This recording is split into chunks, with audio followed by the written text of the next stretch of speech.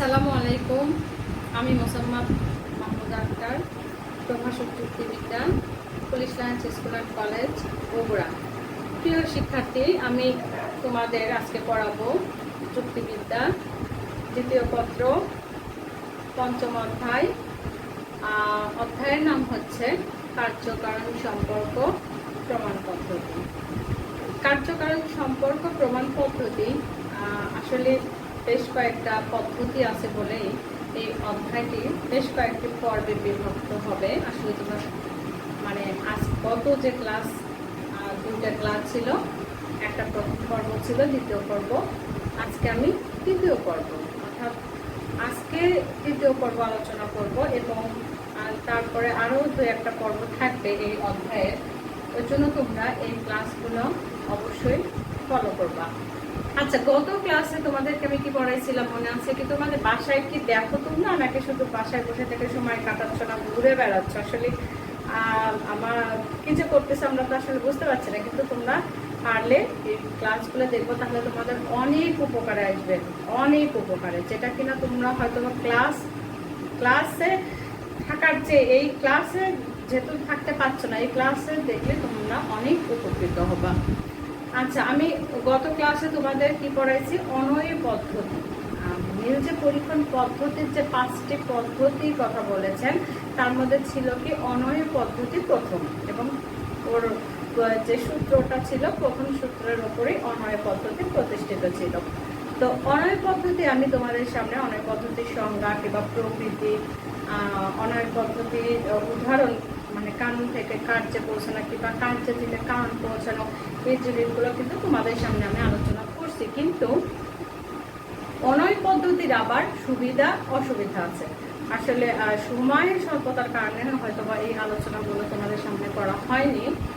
তোমরা অবশ্যই অনয় পদ্ধতির সুবিধা অসুবিধাগুলো একটু পড়ে নেবা।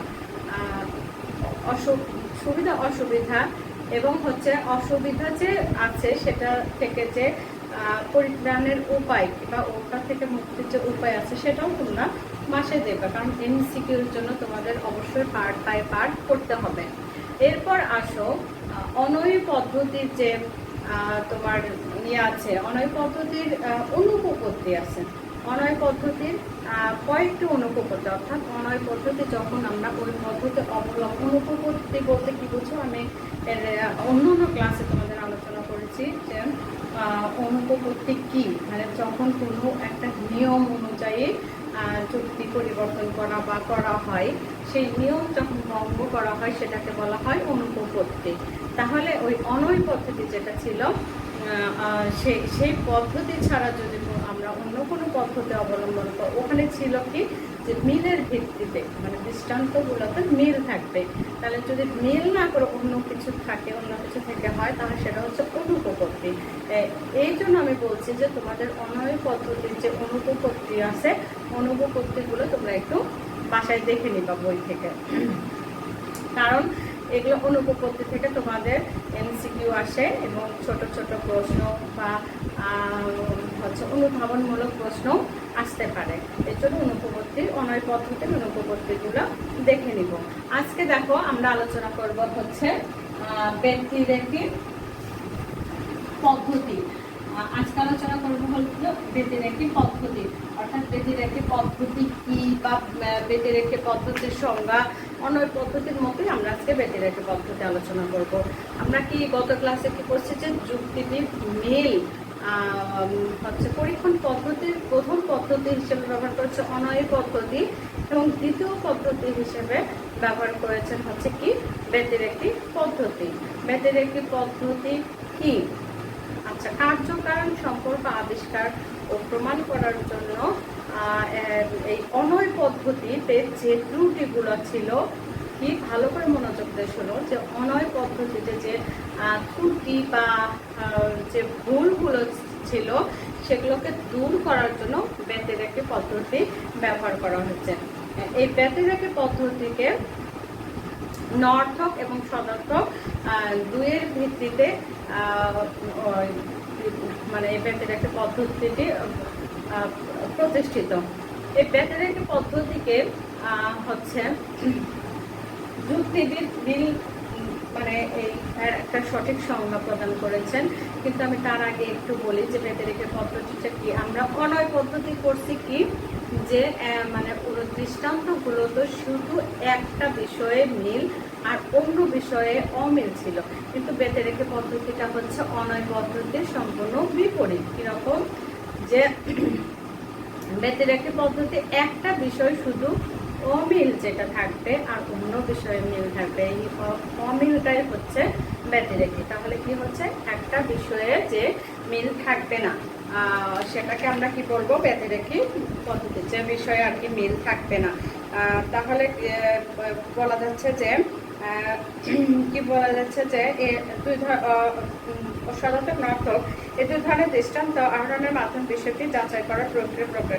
আচ্ছা, সব বিষয়ে মিল, সব বিষয় কি থাকবে, মিল, শুধু একটা বিষয় অমিল থাকবে। এটাই হচ্ছে ব্যতিরেকে পদ্ধতির মূল আলোচ্য বিষয়। এবার দেখো আমরা আসি ব্যতিরেকে পদ্ধতির সংজ্ঞাটি কি।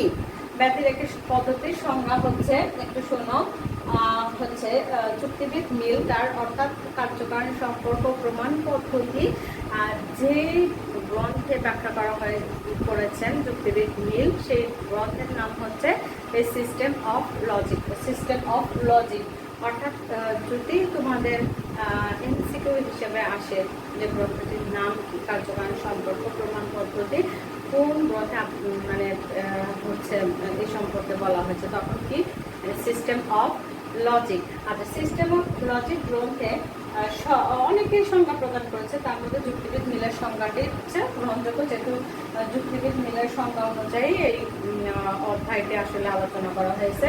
উনি বলেছেন যে সংজ্ঞা দিয়েছেন, তা হলো যদি অনুসন্ধানাধীন কোনো ঘটনা, ঠিক অনয় পদ্ধতির সংজ্ঞাটা যদি তোমরা মনে রাখো তাহলে এটা হচ্ছে শুধু ওই জায়গাতে মিল, সেখানে এখানে অমিল, আর যেখানে অমিল সেখানে এখানে মিল। দেখো যে অনুসন্ধানাধীন কোনো ঘটনা একটি দৃষ্টান্তে ঘটে, কিন্তু অপর একটি দৃষ্টান্তে ঘটে এবং অপর একটি দৃষ্টান্ত দুটির মধ্যে শুধু একটি বিষয়ে, আচ্ছা কি ব্যতিরেকে, যদি অনুসন্ধানাধীন কোনো ঘটনা একটি দৃষ্টান্তে থাকে কিন্তু অপর একটি দৃষ্টান্তে থাকে না, এবং দৃষ্টান্ত দুটির মধ্যে শুধু একটি বিষয়ে অমিল ছাড়া, একটি বিষয়ে অমিল ছাড়া অন্য সকল বিষয় মিল থাকতে দেখা যায়, আর অমিলের বিষয়টি যদি কেবলমাত্র প্রথম দৃষ্টান্তে উপস্থিত থাকে, তাহলে কি বোঝা যাচ্ছে যে সব বিষয়ে মিল, শুধু একটি বিষয়ে অমিল থাকবে এবং সেটা প্রথম দৃষ্টান্তে উপস্থিত থাকে, তাহলে অমিলের বিষয়টি হবে অনুসন্ধানাধীন ঘটনার কার্য বা কারণ বা কারণের অপরিহার্য অংশ। তাহলে কি হচ্ছে যে অনুসন্ধানাধীন কোনো ঘটনার একটি বিষয়ে আর কি হচ্ছে মিল অমিল থাকবে, আর অন্য বিষয়গুলো হচ্ছে মিল থাকবে, এবং সেটা হচ্ছে প্রথম দৃষ্টান্তেই সেই অমিলটি খুঁজে পাওয়া যাবে। সেটাকে কি বলা হচ্ছে, ব্যতিরেকে পদ্ধতি। তাহলে তোমরা কি করবে, প্রথমেই হচ্ছে অনয় পদ্ধতিটা মুখস্থ রাখবা, তাহলে নিজেই অনয় পদ্ধতি থেকে ব্যতিরেকে পদ্ধতির সংজ্ঞাটি নিজেই লিখতে পারবা। এখন আমি অনয় পদ্ধতির যে কোন সূত্র থেকে হচ্ছে তোমাদের এই অনয় পদ্ধতি, ব্যতিরেকে পদ্ধতি কোন সূত্রের উপর প্রতিষ্ঠিত, সেই সূত্রটি আমি এখানে লিখবো এবং তোমরা আবার ভালোভাবে দেখবা যে সূত্রটি কি। আচ্ছা, তাহলে হচ্ছে এই সূত্র, যে সূত্রের উপর ব্যতিরেকে পদ্ধতি প্রতিষ্ঠিত, সেই সূত্র মানে ব্যাখ্যা করার আগে একটু তোমাদের বলি যে ব্যতিরেকে পদ্ধতির ব্যাখ্যা বা ব্যতিরেকের পদ্ধতির ব্যাখ্যা হচ্ছে, তাহলে ব্যতিরেকে পদ্ধতি আমরা কয়টি, প্রথমত এভাবে বলা যেতে পারে যে ব্যতিরেকে পদ্ধতিতে দৃষ্টান্ত কয়টি লাগে, দৃষ্টান্ত অবশ্যই দুটি, দৃষ্টান্ত কয়টি লাগবে, অর্থাৎ এটি ব্যাখ্যা করার জন্য দুটি দৃষ্টান্তের প্রয়োজন হয়। আর দ্বিতীয়ত হতে পারে, এখানে কি কি আমরা ব্যবহার করছি, সদার্থক এবং নঅর্থক। তাহলে কয় ধরনের দৃষ্টান্ত হতে পারে, দুই ধরনের, সদার্থক, নর্থক। ব্যতিরেকি পদ্ধতি, তৃতীয়ত ব্যতিরেকি পদ্ধতি কারণ থেকে কার্যে পৌঁছে যাচ্ছে, আবার কার্য থেকে কারণে পৌঁছে যাচ্ছে। তাহলে ব্যতিরেকি পদ্ধতি কার্য থেকে কারণ এবং আবার কারণ থেকে কার্যে পৌঁছানো যাচ্ছে। চতুর্থত কি হচ্ছে যে অমিলের, অর্থাৎ ব্যতিরেকি পদ্ধতি কিসের ক্ষেত্রে ব্যবহার করা হচ্ছে? অমিলের ক্ষেত্রে ব্যবহার করা হচ্ছে। তাহলে তোমরা এইভাবে হচ্ছে ব্যতিরেকি পদ্ধতির ব্যাখ্যাটা মাথায় রাখবা। এরপরে দেখো আসো যে কোন সূত্রের উপর ব্যতিরেকি পদ্ধতি প্রতিষ্ঠিত। দেখো যে যদি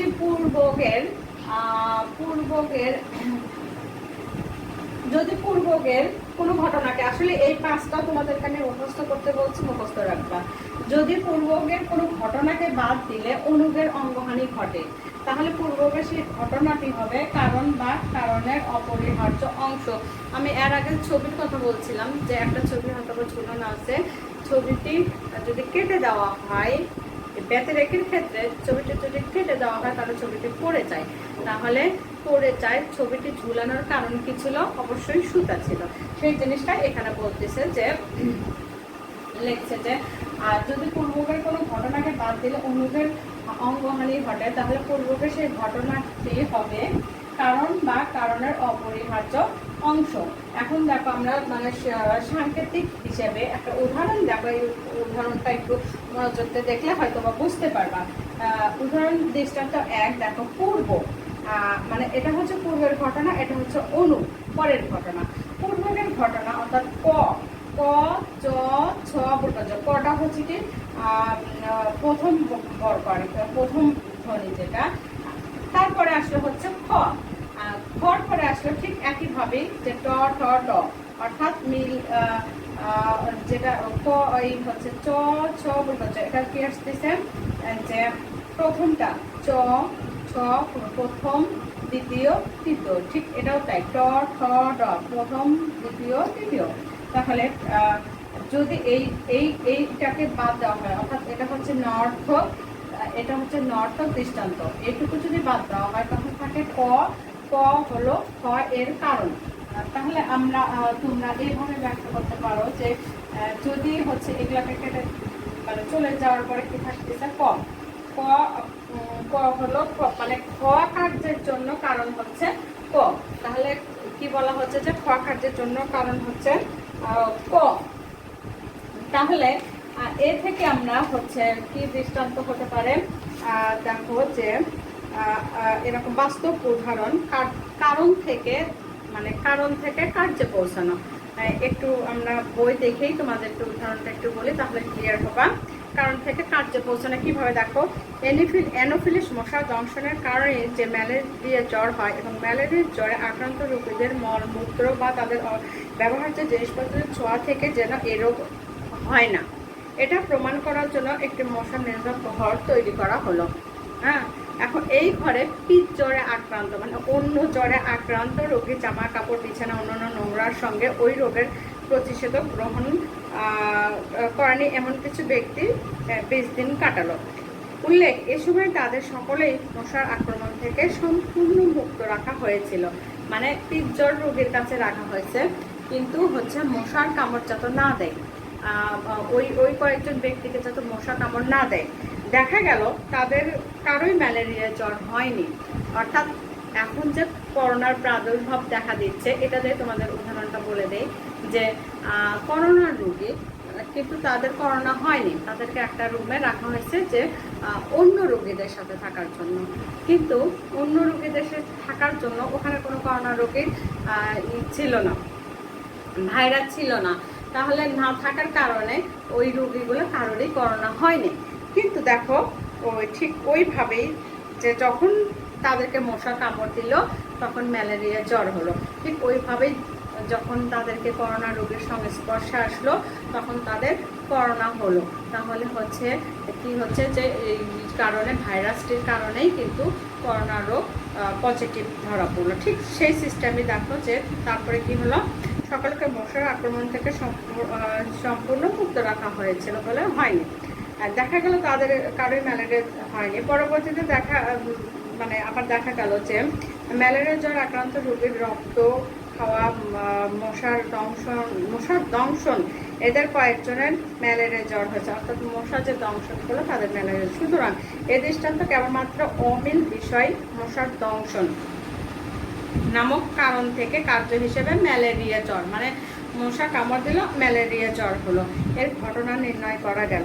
উল্লেখ সুতরাং এর দৃষ্টান্তে একমাত্র ঘটনা নির্ণয় করা গেল। উল্লেখ্য এখানে নর্থক দৃষ্টান্ত হচ্ছে কি মশার কামড়ের অনুপস্থিতির সাথে পিত জ্বরের অনুপস্থিতি, এবং সদার্থক দৃষ্টান্ত মশার কামড়ের উপস্থিতির সাথে ম্যালেরিয়া জ্বর উপস্থিতি পরিলক্ষিত হয়, অথচ উভয় ক্ষেত্রেই আনুষঙ্গিক অবস্থাসমূহ অপরিবর্তিত থাকে।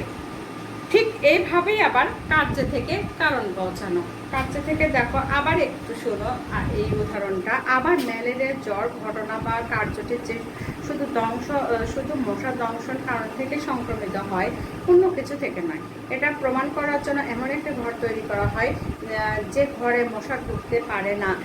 এরপর ঘরটিতে সরু তারের জাল দিয়ে দুটি প্রকোষ্ঠ আক্রান্ত রক্ত খাওয়া 15টি মশার সাথে এক ব্যক্তিকে থাকতে দেওয়া হলো। তাকে 7টি মশা কামড়ালো এবং 4 দিন পর সে ম্যালেরিয়া জ্বরে আক্রান্ত।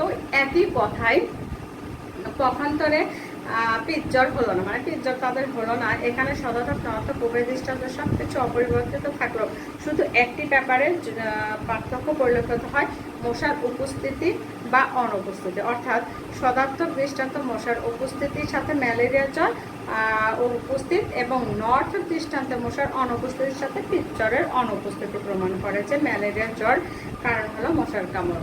অর্থাৎ কি বুঝলা তোমরা? আমি তো বকবক করেই যাচ্ছি, কি বুঝলাম? যদি ম্যালেরিয়ার হচ্ছে মশা কামড় দেয় তাহলে হচ্ছে ম্যালেরিয়া জ্বর হচ্ছে, আর যদি কামড় না, অর্থাৎ এই পিত জ্বরের কথা বলতেছে যে পিত জ্বরের অনুপস্থিতি প্রমাণ করে হলো মশার কারণ। অর্থাৎ নর্থক দৃষ্টান্তটি হচ্ছে যে পিত জ্বরের সাথে যে থাকলো যারা, অর্থাৎ তাদের পিত জ্বর হলো না, তার মানে পিত জ্বর অনুপস্থিতি, পিত জ্বরের হলো না পিত জ্বর। ম্যালেরিয়া কামড় মশা হচ্ছে মশা কামড় দিল, ম্যালেরিয়া জ্বরও হলো, তাহলে হচ্ছে ওটা উপস্থিত আছে বলে ম্যালেরিয়া জ্বর হলো, কামড় দিছে। তাহলে এইভাবে বলা যায় কার্য থেকে কারণ এবং কারণ থেকে কার্যে পৌঁছানো। ব্যতিরেকি পদ্ধতির যে স্বরূপ, সেই স্বরূপটা আসলে ঠিক আমরা যে সংজ্ঞাটি আলোচনা করলাম যে কিভাবে ব্যতিরেকি পদ্ধতি, এরকম স্বরূপ তোমরা নিজেরাই তৈরি করতে পারবা। যে হচ্ছে দুটি দৃষ্টান্ত থেকে হচ্ছে ব্যতিরেকি পদ্ধতি ব্যাখ্যা করা যেতে পারে, কিংবা দৃষ্টান্তটি হলো সদার্থক নর্থক দুটি হতে পারে। তারপরে এরকম অমিলের ভিত্তিতে হচ্ছে কারণ থেকে কার্য পৌঁছানো, কিংবা কার্য থেকে কারণে পৌঁছানো। আর একটি বিষয়ে শুধু অমিল থাকবে, বাদ বাকি সব বিষয় মিল থাকবে। তাহলে অমিলের পার্থক্যের ভিত্তিতে হচ্ছে ব্যতিরেকি পদ্ধতিটি ব্যাখ্যা করা হচ্ছে।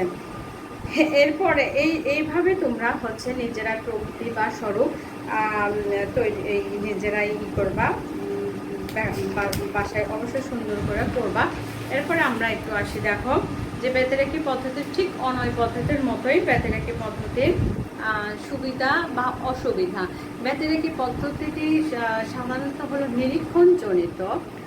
নিরীক্ষণজনিত বলে হচ্ছে কি হতে পারে, এখানে ভুল হওয়ার সম্ভাবনা বেশি থাকে। নিরীক্ষণ মানেই কিন্তু সম্ভাব্য। তাহলে হচ্ছে ব্যতিরেকি পদ্ধতির মূল বিষয়টা কি হচ্ছে সম্ভাব্য, যেহেতু নিরীক্ষণজনিত। আর নিরীক্ষণ করার সময় কিন্তু অনেক ধরনের ভুল হয়ে থাকে, কারণ এটা যেহেতু যন্ত্রপাতির সাহায্যে হয় না, এটা হয় হচ্ছে ইন্দ্রিয়ের সাহায্যে যেহেতু নিরীক্ষণ করা হয়, তাহলে হচ্ছে এটাতে অবশ্যই ভুল হওয়ার সম্ভাবনা থাকে। আর ভুল হওয়ার জন্যই আমরা একে করব। আচ্ছা, ব্যতিরেকি পদ্ধতির যে সুবিধা বা অসুবিধা, এটা তোমরা সুন্দর করে বাসায় পড়ে নিবা। এরপরে আসো যে ব্যতিরেকি পদ্ধতির হচ্ছে অনুপপত্তি, অর্থাৎ ব্যতিরেকি পদ্ধতির অনুপপত্তি কাকে বলে বা কি, তোমরা আগের ক্লাসে তোমরা মানে জানো যে ব্যতিরেকি অনুপপত্তি কি। অর্থাৎ আমরা এর আগে তোমাদের সামনে আলোচনা করছি হচ্ছে নিরীক্ষণজনিত অনুপপত্তি।